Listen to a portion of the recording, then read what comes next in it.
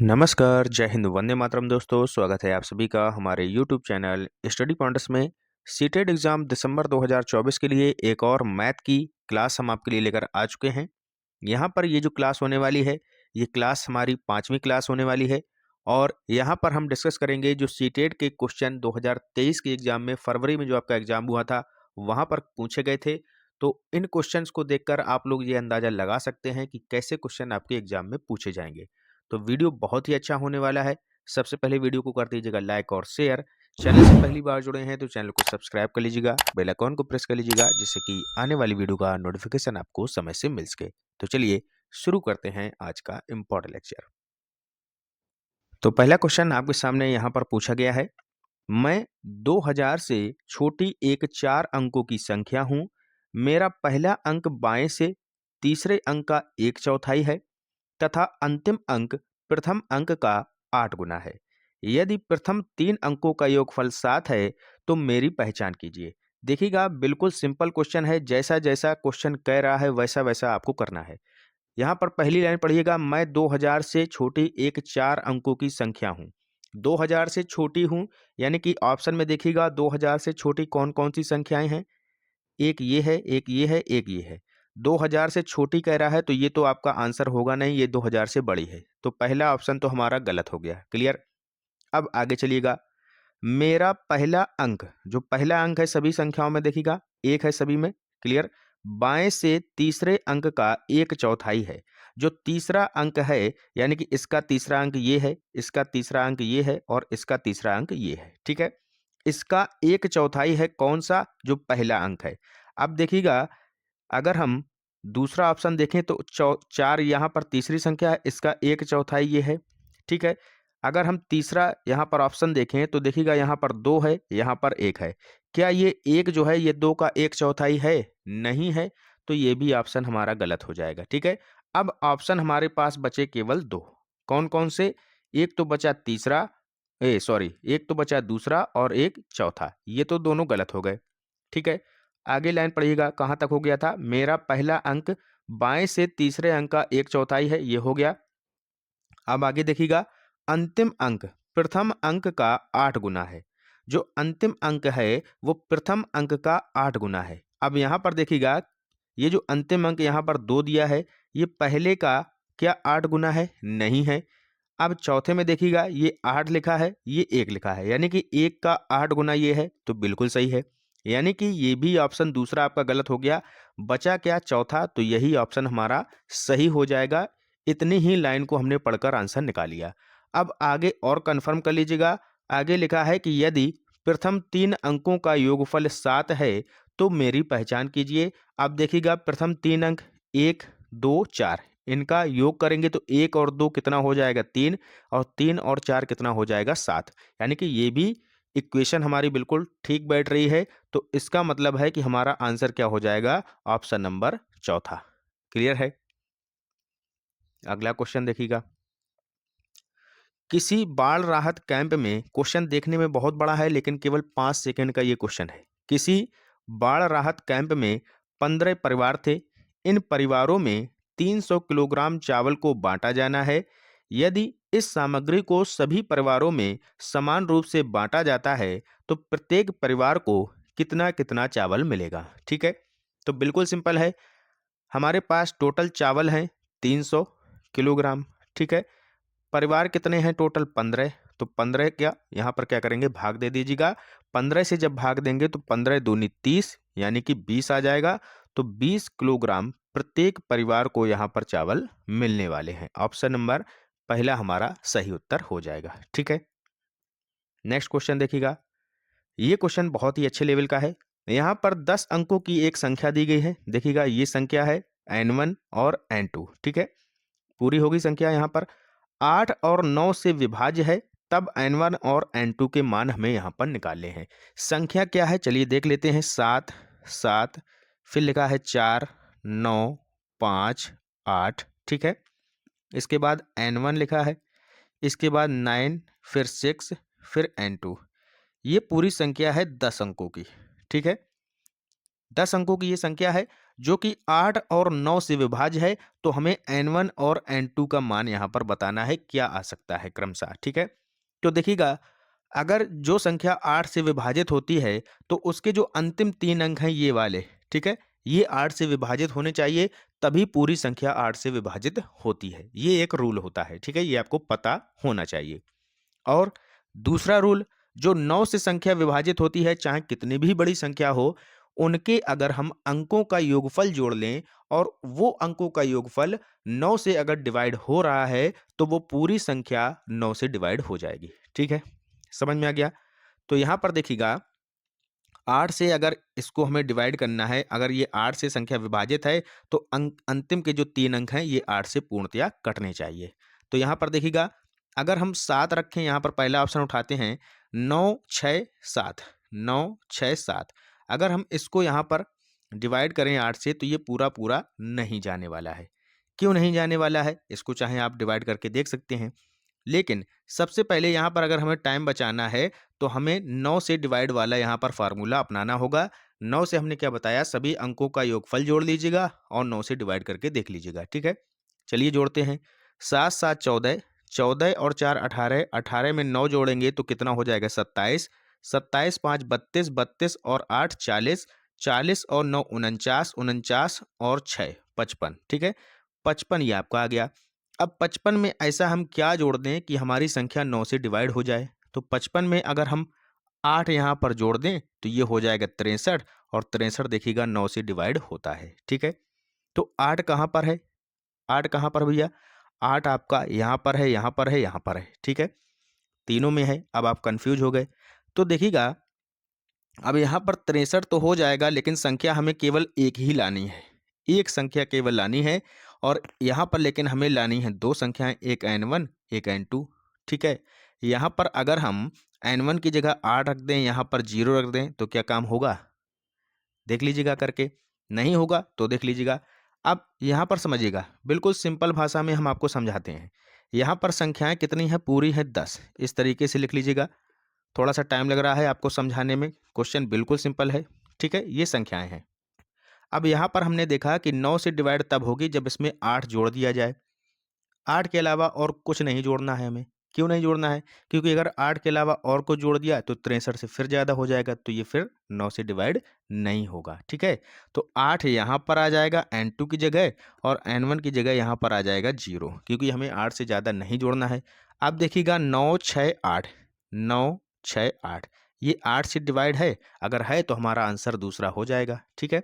देख लीजिएगा, 8 एकम 8, 8 दूनी 16, 8 एकम 8, ठीक है। तो 121 बार चला गया, यानी कि 8 से ये डिवाइड है, और ये पूरी संख्या जो होगी ये 9 से भी डिवाइड होगी, क्योंकि हमने इनके अंकों का योग जोड़ा है कितना, 63, और 63 9 से डिवाइड होता है, ठीक है। तो ऑप्शन नंबर दूसरा हमारा राइट आंसर हो जाएगा। क्लियर है? नहीं समझ में आया तो वीडियो को फिर से दोबारा से देख लीजिएगा। आशा करते हैं आपको समझ में आ जाएगा, ठीक है। अगला क्वेश्चन देखिएगा, बहुत ही सिंपल क्वेश्चन है। संख्या यहाँ पर इतनी बड़ी दी गई है, इसमें अंक 4 के स्थानीय मानों का योगफल आपसे पूछा गया है, ठीक है। हमने आपको बताया था स्थानीय मान क्या होता है। जैसे कोई संख्या लिखी है 4 5 6 7, इसमें 5 का स्थानीय मान क्या हो जाएगा, इकाई दाही सैकड़ा, यानी कि सैकड़े पर है 5 है और 2 जीरो, ठीक है। क्लियर है? जैसे मान लीजिए संख्या लिखी है 3 6 7 8 9, यहाँ पर पूछा जाए 6 का स्थानीय मान, तो सीधा सीधा मोटा मोटा दिमाग लगाइएगा। 6 का अगर स्थानीय मान पूछा गया तो 6 ये हो जाएगा। आगे जितनी संख्याएं हैं उनको जीरो कर दीजिएगा। 3 संख्याएं हैं, 3 जीरो, ठीक है। अगर यहीं पर पूछ ले आपका कि 4 5 7 8, इसमें 5 का अंकित मान कितना होगा? अंकित मान, तो अंकित मान सेम वही संख्या होती है। अंकित मान इसका कितना होगा? 5। अगर स्थानीय मान पूछ ले तो 5 और 2 संख्याएं आगे हैं तो 2 जीरो, 500, ठीक है। इसी तरीके से यहाँ पर देखिएगा, ये संख्या आपकी दी गई है 5 4 3 2 4 1 3। यहाँ पर 4 के स्थानीय मानों का योगफल पूछा गया है। 1 4 ये है, 1 4 ये है। 4 ये जो है इसका स्थानीय मान 4, और 2 आगे संख्याएं हैं तो 2 जीरो, ठीक है। इसी तरीके से ये जो 4 है इसका स्थानीय मान क्या हो जाएगा? 4 ये, 1 2 3 4 5 संख्याएं आगे हैं तो 5 जीरो, 1 2 3 4 5। अब इसका और इसका योग निकालना है, तो 400 इसमें जोड़ दीजिएगा। जब जोड़ देंगे तो 0 0 4 फिर 0 फिर 0 फिर 4, यानी कि 400 400 कहाँ पर है? ऑप्शन नंबर 2 में। क्लियर है? तो यही हमारा राइट आंसर हो जाएगा। ठीक है, यहाँ पर जो आपको टिक लगाना है बहुत ही ध्यान से लगाना है। यहाँ पर देखिएगा आप लोग इसमें कंफ्यूज हो सकते हैं, इसमें हो सकते हैं। क्या है? 400 400 यानी कि 4,04,000। क्लियर है? आगे देखिएगा अगला क्वेश्चन। ये भी क्वेश्चन बहुत ही सिंपल है। 5 अंकों की सबसे छोटी संख्या क्या हो जाएगी भैया? 1 लिख दीजिएगा, 0 लगा दीजिएगा। ठीक है, 1 2 3 4 5, 5 अंकों की सबसे छोटी संख्या तो ये हो गई। ठीक है, तथा 4 अंकों की सबसे बड़ी संख्या, 4 अंकों की सबसे बड़ी संख्या 9,999 भैया। इनका योगफल निकालना है तो जोड़ दीजिएगा। क्या दिक्कत है इसमें? 9 9 9 9 1, 19,999 कहाँ पर है? ऑप्शन नंबर 4 में। क्लियर? यही हमारा राइट आंसर हो जाएगा। ठीक है, अगला क्वेश्चन देखिएगा। यदि आप पूर्व की ओर देख रहे हैं तथा घड़ी की दिशा में 1 सही 1/2 का घूर्णन करते हैं तो आप किस दिशा में देख रहे होंगे? ठीक है, हमने यहाँ पर दिशाएं आपको एक बार बताई थी, नहीं बताई तो फिर से देख लीजिएगा। इस तरीके से आपको कॉपी में बना लेना है। ये आपकी होती है पूर्व दिशा। ठीक है, ये होती है आपकी पश्चिम दिशा। ठीक है, ये होती है आपकी ऊपर से उत्तर दिशा और नीचे से दक्षिण दिशा।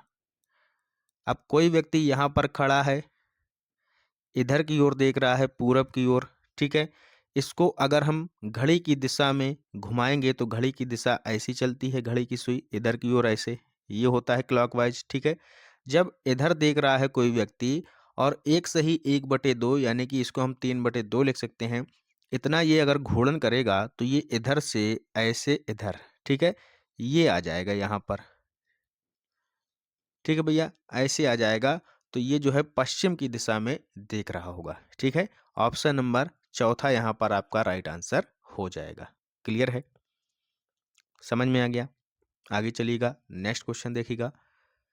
प्रेक्षणों 32 41 54 35 26 23 28 33 38 और 40 के औसत और परिसर का अंतर क्या है? ठीक है, सबसे पहले हमें पता होना चाहिए कि औसत क्या होता है। औसत बच्चों होता है जितने भी पद आपके दिए हैं पदों का योगफल, पदों का योग जो टोटल है बटे पदों की संख्या।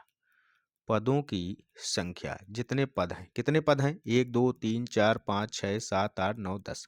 10 तो नीचे आ जाएगा और बाकी ऊपर की सभी संख्याएं हम यहाँ पर जोड़ के लिख देंगे और 10 से भाग दे देंगे तो हमारा औसत निकल कर आ जाएगा। ठीक है, ये तो बात हो गई औसत की। और परिसर क्या होता है? परिसर बिल्कुल सिंपल होता है, जो सबसे बड़ा पद हो, सबसे बड़ा पद हो, ठीक है, माइनस कर दीजिएगा सबसे छोटा पद, सबसे छोटा पद, तो हमारा यहाँ पर निकल कर आ जाएगा परिसर। ठीक है, चलिए निकालते हैं। औसत सबसे पहले निकालेंगे, सभी संख्याओं को जोड़ दीजिएगा। देखिएगा 2 और 1 3, 3 और 4 7, 7 5 12, 12 6 18, 18 3 21, 8 29, 29 में 3 जोड़ेंगे तो 32, 32 8 40 और 0 जोड़ेंगे तो 40 की 0 हासिल लगा 4। 4 जोड़ दीजिएगा पहले, 4 3 7, 4 11, 5 16, 3 19, 2 21, 2 23, 2 25, 3 28, 3 31, 4 35, जोड़कर टोटल आ गया 350। टोटल जो संख्याएं हैं वो हैं 10 पद, 10 का भाग दे देंगे तो ये औसत निकल कर आ गया 35। ठीक है, 35 आ गया औसत। परिसर निकालिएगा।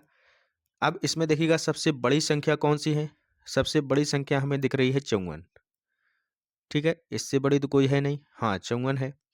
सबसे छोटी संख्या देखिएगा, सबसे छोटी संख्या यहाँ पर कौन सी है? 23 दिख रही है। 23 यहाँ पर माइनस कर दीजिएगा, 4 में 3 गया 1, 5 में 2 गया 3, 31 आपका परिसर निकल कर आ गया। अब पूछा गया है कि औसत और परिसर का अंतर, इनके बीच में 35 और 31 के बीच में अंतर 4 का, ऑप्शन नंबर दूसरे में 4 है, यही हमारा राइट आंसर हो जाएगा। ठीक है, समझ में आ गया? नेक्स्ट क्वेश्चन देखिएगा। यहाँ पर लिखा है 5 सही 1/3 माइनस 2 सही 2/3 समकोणों का मान बराबर है।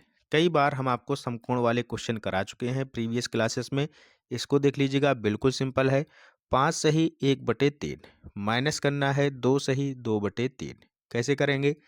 3 का गुणा 5 में करेंगे तो 3 पचे 15, 15 और 1 16, 16/3। ठीक है, माइनस कर दीजिएगा। 3 दूना 6, 6 और 2 8, 8/3। ठीक है, अब देखिएगा कैसे माइनस करना है। दोनों संख्याओं में हर समान है 3 3, तो डायरेक्ट यहाँ पर माइनस कर दीजिएगा। 16 में से 8 गया तो 8/3। ठीक है, तो इसको जब हमने हल किया तो ये आ गया 8/3। क्लियर है? अब 8/3 समकोणों का मान निकालना है। एक समकोण की वैल्यू 90 डिग्री, तो 8/3 गुणा 90 कर दीजिएगा। 3 का भाग दे दीजिएगा, 3 त्रिका 9, 30 बार गया। 8 और गुणा 30 कितना हो जाएगा? 240 डिग्री। ठीक है, ऑप्शन नंबर दूसरा हमारा करेक्ट आंसर हो जाएगा। क्लियर है? समझ में आ गया? तो ये था हमारा आज का इम्पोर्टेंट लेक्चर। वीडियो आपको कैसा लगा ज़रूर हमें कमेंट बॉक्स में बताएं। मिलते हैं अगले लेक्चर के साथ, तब तक के लिए goodbye, have a nice day. जय हिंद, जय भारत।